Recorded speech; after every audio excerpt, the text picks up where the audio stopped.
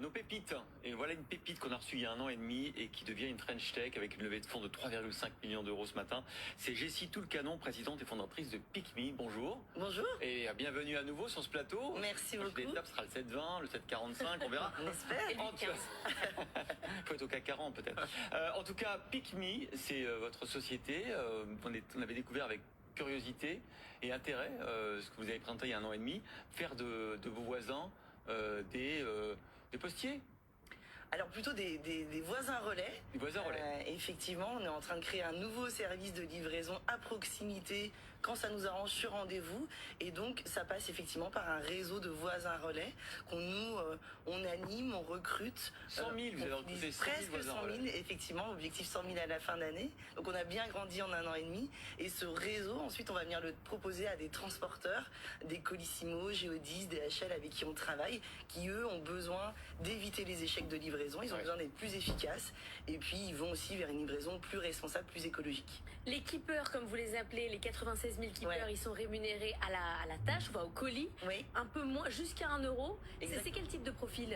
C'est principalement des gens qui restent un peu chez eux, donc des freelances, des jeunes mamans, des jeunes retraités, des gens en télétravail. On a tout type de profil. C'est surtout des gens qui ont envie de rencontrer d'autres personnes, d'ouvrir leurs portes, d'avoir un impact social et puis pour la planète. Donc combien de fois par jour on vient leur déposer des colis? Tout dépend, c'est eux en fait qui directement depuis l'application PickMe choisissent quel jour ils ont envie de recevoir et donner les colis.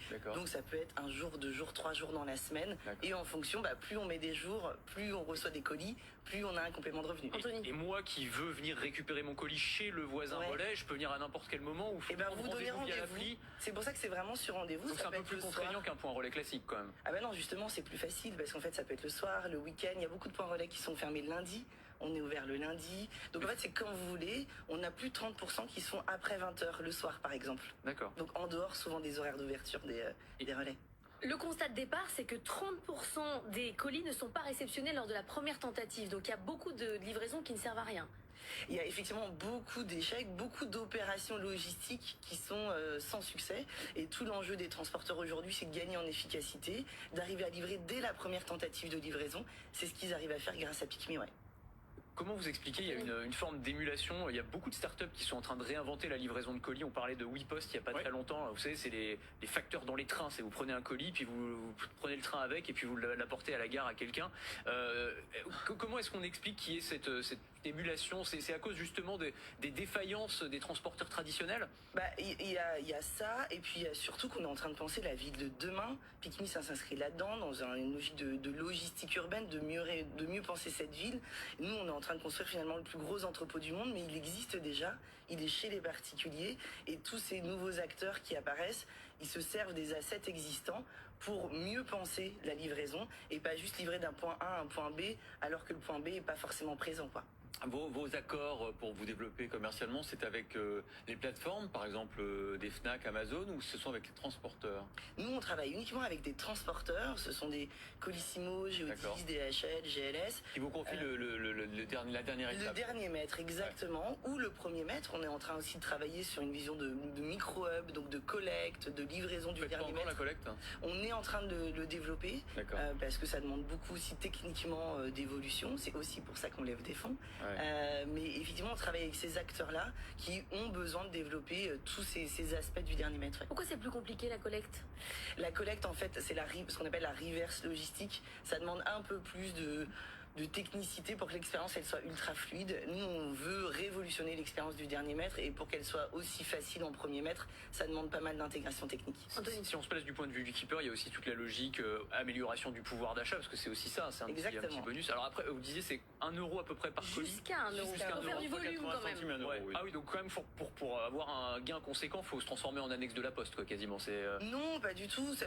En moyenne, c'est 50-80 euros jusqu'à 250-300 euros. C'est effectivement le petit complément de revenu qui leur permet d'offrir un petit bonus à leurs enfants. Et ça reste effectivement des personnes qui, en première motivation, veulent leur rendre service. La première motivation, c'est pas de gagner de l'argent.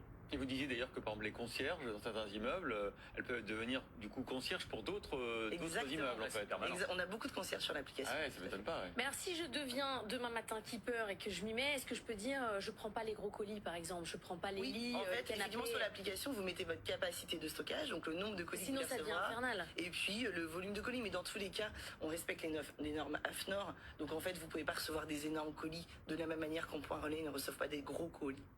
Vous avez levé 3,5 millions d'euros auprès de qui du coup? Auprès de One Ragtime, de Kima, de French Founder, et puis nos investisseurs historiques, c'était Founder Future et puis pas mal de business angels. Bon, bah écoutez, et donc là, le développement, c'est la réception de colis et peut-être C'est cette l'international vision ou pas de micro-hub, et puis c'est surtout d'intégrer PicMe dans le quotidien des Français, faire que demain, tous vos colis, vous alliez les chercher à côté de chez vous, chez des voisins C'est relais. uniquement en France aujourd'hui? Ouais, l'idée c'est vraiment de consolider le marché français avant, on se verra pour la prochaine Mais étape. ça existe déjà? Conquérir l'Europe. Vous avez des concurrents à l'international? Il y a quelques concurrents en Europe, effectivement, notamment en Hollande et en Allemagne. Et là, vous bossez avec tous les transporteurs. Enfin, vous êtes compatible avec Amazon, par exemple. Vous travaillez On est avec eux. compatible avec tous les transporteurs, ouais. Ouais. Non, Voilà, c'est donc PicMe et sa présidente et fondatrice Jessie Toulcanon qui est notre invitée dans la French Tech.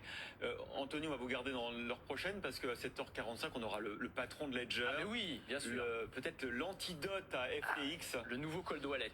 Et il a une nouvelle clé qui est une forme de carte de crédit qui permet de stocker, de gérer vous-même vos crypto-monnaies et vos NFT et de ne pas les confier à des plateformes qui pourraient disparaître. C'est le risque.